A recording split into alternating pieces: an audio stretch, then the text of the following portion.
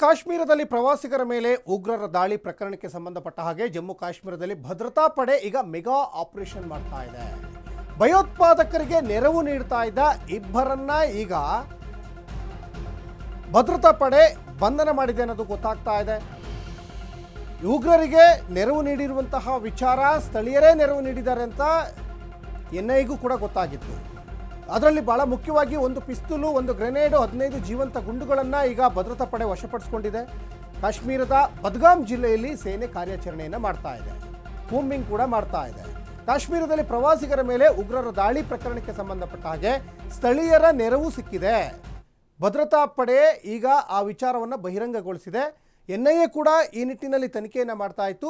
ಎನ್ಐಗೂ ಕೂಡ ಸಾಕಷ್ಟು ವಿಚಾರಗಳು ಈಗಾಗಲೇ ಗೊತ್ತಾಗ್ತಾ ಇದೆ. ಕೆಲವು ಉಗ್ರರು ಜೈಲಲ್ಲಿದ್ದಾರೆ.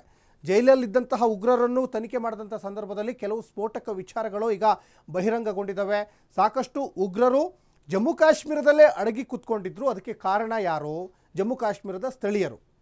ಅಂದರೆ ಪ್ರವಾಸಕ್ಕೆ ಇಷ್ಟು ಜನ ಬರ್ತಾರೆ, ಇಂಥ ಪ್ರದೇಶಕ್ಕೆ ಬರ್ತಾರೆ ಅಂತ ಉಗ್ರರಿಗೆ ಗೊತ್ತಿರಲ್ಲ. ಅದು ಗೊತ್ತಿರೋದು ಯಾರಿಗೆ ಅಂದರೆ ಸ್ಥಳೀಯರಿಗೆ. ಅಥವಾ ಮಾರುವೇಷದಲ್ಲಿ ಜಮ್ಮು ಕಾಶ್ಮೀರದ ಪೆಹಲ್ಗಾಮ್ನಲ್ಲಿ ಇದ್ರು ಉಗ್ರರು ಅನ್ನುವಂಥ ಮಾಹಿತಿ ಕೂಡ ಈಗಾಗಲೇ ಎನ್ಐಎಯಿಂದನೇ ಗೊತ್ತಾಗಿರುವಂಥದ್ದು. ಶತಾಯಗತಾಯ ಹೇಗಾದರೂ ಮಾಡಿ ಹಿಂದೂಗಳನ್ನೇ ಗುರಿಯಾಗಿಸಿಕೊಂಡು ಶೂಟ್ ಮಾಡಬೇಕು ಅನ್ನುವಂತಹ ನಿಟ್ಟಿನಲ್ಲಿ ಜಮ್ಮು ಕಾಶ್ಮೀರದ ಪೆಹಲ್ಗಾಮಿಗೆ ಉಗ್ರರು ಬಂದಿದ್ರು ಅನ್ನುವಂತಹ ವಿಚಾರ ಈಗಾಗಲೇ ಬಠ ಬಯಲಾಗಿದೆ. ಇನ್ನು ಪಹಲ್ಗಾಮ್ ನರಮೇಧ ದಾಳಿಯನ್ನು ವಿಶ್ವಸಂಸ್ಥೆ ಖಂಡಿಸಿದೆ. ಯುದ್ಧ ಮಾಡಬೇಡಿ ಅಂತ ಈಗ ತಿಳಿ ಹೇಳ್ತಾ ಇದೆ. ಎರಡೂ ದೇಶಗಳು ಸಂಯಮದಿಂದ ವರ್ತಿಸುವಂತೆ ವಿಶ್ವಸಂಸ್ಥೆ ಪಾಕಿಸ್ತಾನ ಭಾರತಕ್ಕೆ ಸಲಹೆ ಕೊಟ್ಟಿದೆ. ಎರಡೂ ರಾಷ್ಟ್ರಗಳ ಮಧ್ಯೆ ಹಲವು ವರ್ಷಗಳಿಂದ ಪರಿಸ್ಥಿತಿ ಉದ್ವಿಗ್ನತೆ ಪಡ್ಕೊಂಡಿದೆ. ಯುದ್ಧದ ಮನಸ್ಥಿತಿಯಿಂದ ಯಾವ ಪರಿಹಾರವೂ ಸಿಗ್ತಾ ಇಲ್ಲ ಅಂತ ವಿಶ್ವಸಂಸ್ಥೆ ಈಗ ಸಲಹೆಯನ್ನು ಕೊಡ್ತಾ ಇದೆ. ವಿಶ್ವಸಂಸ್ಥೆ ಎರಡೂ ದೇಶಗಳು ಶಾಂತಿಯನ್ನು ಬಯಸಬೇಕು ಅಂತ ಈಗ ಮನವಿ ಮಾಡ್ತಾ ಇದೆ. ಆದರೆ ಇದೀಗ ಭಾರತ ಮತ್ತು ಪಾಕ್ ಸಂಬಂಧ ಹದಗೆಟ್ಟಿದೆ. ಮಿಲಿಟರಿ ಕ್ರಮದ ಮೂಲಕ ಯಾವುದೇ ಪರಿಹಾರ ಇಲ್ಲ. ಇದು ಕೂತ್ಕೊಂಡು ಮಾತಾಡಿ ಬಗೆಹರಿಸಬೇಕಾದಂಥ ವಿಚಾರ. ವಿಶ್ವಸಂಸ್ಥೆ ಪ್ರಧಾನ ಕಾರ್ಯದರ್ಶಿ ಗುಟೆರಸ್ ಈ ರೀತಿಯಾಗಿ ಹೇಳಿಕೆಯನ್ನು ಕೊಟ್ಟಿದ್ದಾರೆ. ಪಹಲ್ಗಾಮ್ ನರಮೇಧವನ್ನು ವಿಶ್ವಸಂಸ್ಥೆ ತಳ್ಳಿ ಹಾಕಿದೆ. ವಿಶ್ವಸಂಸ್ಥೆ ಇದನ್ನು ಖಂಡಿಸಿದೆ. ಯಾವುದೇ ರಾಷ್ಟ್ರಗಳ ಮಧ್ಯೆ ಯುದ್ಧದ ಕಾರ್ಮೋಡ ಆವರಿಸಿದರೆ ವಿಶ್ವಸಂಸ್ಥೆ ಯುದ್ಧ ಮಾಡಿ ಅಂತ ಪ್ರಚೋದನೆ ಕೊಡಲ್ಲ. ಎಲ್ಲ ರಾಷ್ಟ್ರಗಳಿಗೂ ಯುದ್ಧ ನಿಲ್ಲಿಸಿ ಅಂತಲೇ ವಿಶ್ವಸಂಸ್ಥೆ ಹೇಳುತ್ತೆ. ಅದೇ ನಿಟ್ಟಿನಲ್ಲಿ ಗುಟೆರಸ್ ಕೂಡ ಹೇಳಿಕೆಯನ್ನು ಕೊಟ್ಟಿದ್ದಾರೆ ಭಾರತ ಮತ್ತು ಪಾಕ್ ವಿಚಾರದಲ್ಲಿ. Tensions between India and Pakistan are at their highest in years. I deeply respect and I am profoundly grateful to the government of people of both countries and their significant contributions to the work of the United Nations, not least UN peacekeeping. And so it pains me to see relations reaching a boiling point. I understand the raw feelings following the awful terror attack in Pahalgam on 22 April. I once again strongly condemn that attack and extend my condolences to the families of the victims. ಇನ್ನು ಸಿಂಧೂ ನದಿಯ ನೀರು ನಿಲ್ಲಿಸಿದ್ದು ಯುದ್ಧಕ್ಕೆ ಸಮ.